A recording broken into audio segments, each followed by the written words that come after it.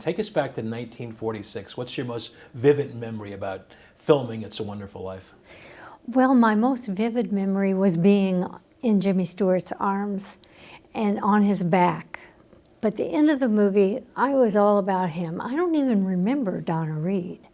I don't remember her at all. Wow. Because I was just so much about him. I think I really idolized him because he was so good to me in the pedal scene upstairs. He was so gentle, and I messed up a line, and he said, "That's all right, Karolyn, you'll get it right next time." And I did, and you know, I've always remembered that because it sort of gave me self-confidence, and it made me feel okay if I make a mistake, you know, it was okay. That iconic scene where you were on his shoulders, right? Yes. And you're giving that iconic line, which I'm not going to try to give. Could you give it for us, please? Daddy, teacher says every time a bell rings, an angel gets his wings. You're 5 years old, right, at the time you did that? 6. 6 years old. Obviously, you had no idea, I'm guessing, just how iconic that line in that movie would become. No one knew. It was on a shelf for 20 years. And then they didn't renew the copyright, so it became public domain. And that meant every little television station across America could show it. And it was, you know, that's how it got its notice. People saw it on their televisions every time they changed channel, and so then it became a tradition. This generation watched it, and then the next generation went, I'm old enough to see all that. It's gone through the generations. Yeah. So family have traditions, and it's part of their life. It's a huge part, actually, of Christmas. So Do you still watch it? I see it on my travels Okay. because I watch it on the big screen with people, and that's the way to watch it. On the big screen with a lot of people next to you, and they're all watching it, and their emotions are all the same as yours. You're laughing, you're crying. It's quite an experience to see it on the big screen within an audience. I told you out there that line, it gets me every single time. No matter what I'm doing, if I flip on TV and I miss the beginning, but I catch that line, oh my gosh, it's not good for me at all. When you watch the movie, either on a big screen or in your travels, what goes through your head as you watch it? I pick it apart. Do you? Why did I do that?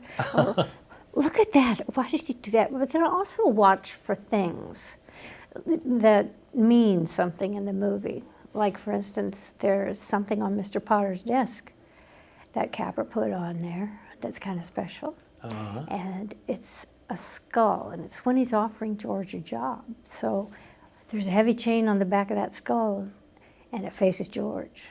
If George takes the job, he'll be chained to Mr. Skullduggery Potter the rest of his life. And Capra was magic by being able to do that. So when you see it on the big screen, you see a lot of these things. When Mary's upstairs in bed and he comes in from talking to Potter and gets on the bed and they talk and she tells him she's on the nest, there's a string hanging between their faces, and I'll guarantee you've never seen that string. I have not. It's a big string. I think it was because they probably turned the light off and on with that. But at the bottom, there's a loop. George lassos the stork. It's hanging right between their faces. Wow. He was great. He was masterful. I mean, you've worked really with was. some iconic people. Frank Capra, Jimmy Stewart, John Wayne. John you were Wayne. saying earlier? Yeah. Right. John Wayne, Bing Crosby. Yeah. And another favorite movie I have for Christmas is The Bishop's Wife. Cary Grant, David Niven, and Loretta Young. And it's a good movie. It's really a good movie. That's a great movie. They remade that later on, right? The Bishop's Wife, is that the same movie? Unfortunately, they did. Okay. We won't go any further than that. How's that? Tell me about the Christmas connection while you're here in Cleveland. Well, I love to meet the people, and I like to share stories about the film, and I have several items that I sell. I've written books, and I have a brand new book from the youngest boy in the movie. I sell bells, believe it or not. How surprising is that? Yeah. I sell all kinds of Christmas things that apply to the movie. And so I've kind of helped make myself a little living. Plus, I've also get to meet so many people. that's the reason I keep doing it. It's the people, because they share with me their stories about how the movie has affected their lives, and it's touched so many people. And the people that come to see me are special and nice. You know, I don't have any bad routers or anything. That's fantastic.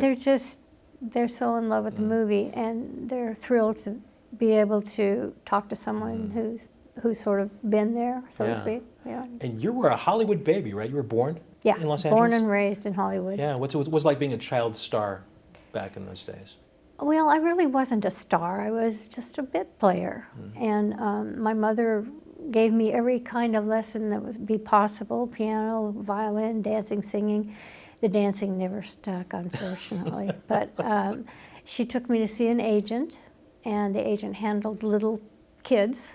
And so she handled most of the children during that day in Hollywood. And back then, Hollywood was, the movie industry was Hollywood. That's, everybody was involved. So it wasn't any big deal to be in the movie. It was just everyday life, you know, that kind of thing. But I enjoyed, it was like being in a different land or a different world every day, because every day, you know, I walk out my door, most of my friends just went to school, but I got a chance to do a lot of other things. Yeah, you had to play so many parts, be Yes. so many people. Yeah, Wow. yeah. Well, once again, thank you very much for coming in. It's a pleasure and an honor to meet you. Thank you for having me. And Thanks, Merry Bailey. Christmas. Merry Christmas to you as well.